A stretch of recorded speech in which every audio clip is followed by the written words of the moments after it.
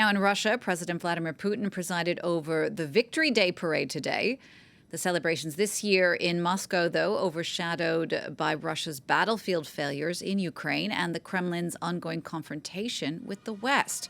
Here's more of what Vladimir Putin had to say earlier. The elite in the West, they keep talking of their exceptionalism.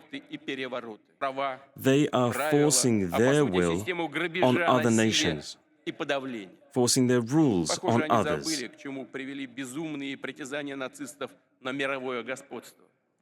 But it would appear that they have forgotten what Nazism was all about.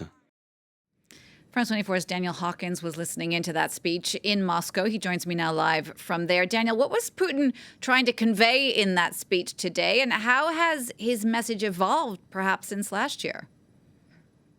Well, I think certainly drawing historic parallels was really a major part of what Vladimir Putin was trying to say. He used the term sacred war, священная война in Russian, which was a term commonly used to refer to the Second World War, the Great Patriotic War, as Russians call it. And he drew that parallel between what happened then, 78 years ago, and what's happening now with the conflict in Ukraine. And of course, this time it's not Nazi Germany, according to Putin, that is the enemy, but rather the Ukraine, rather the collective West, backing these alleged so-called neo-Nazis in Ukraine.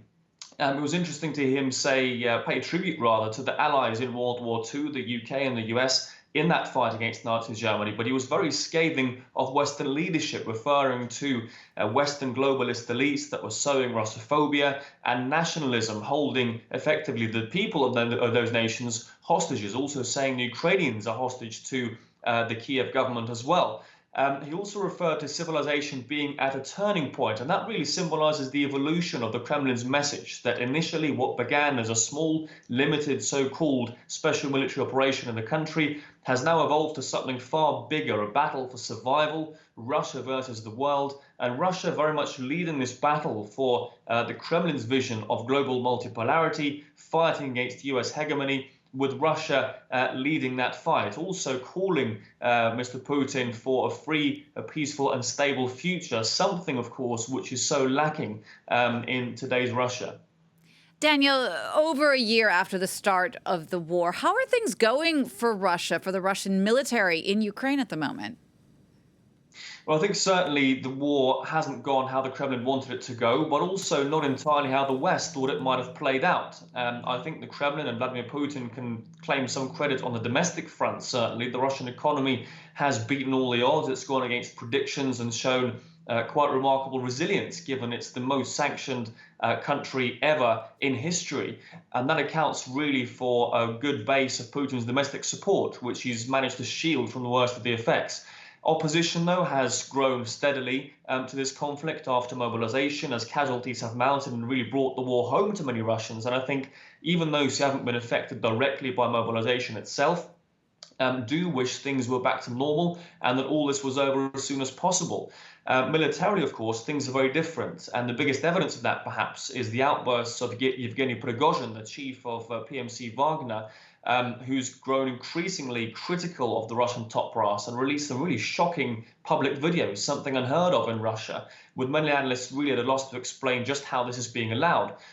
Russian commanders have switched to defensive positions across most of the front line in southern Ukraine. That's despite mobilization, the economy being on a war footing, and officials claiming that supply issues have been resolved, that production of armaments is at all-time high. That really hasn't manifested itself on the battlefield. And even those journalists and so-called war bloggers who are very supportive of the Kremlin, very hawkish, even they've been very critical of the Russian top brass and slammed them for their incompetence. And that's really shown some rifts in the Russian elites.